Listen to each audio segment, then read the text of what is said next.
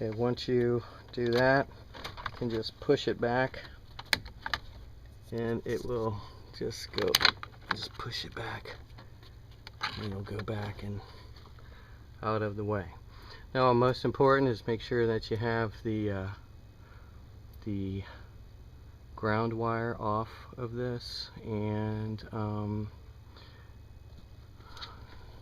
then we'll start working on this part down here, where in order to get this off, there's a screw hidden behind this plate right here.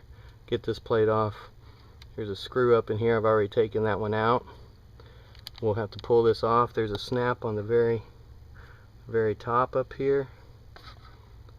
Up in here, a little screwdriver here to push the snap up, and these pull out really easy.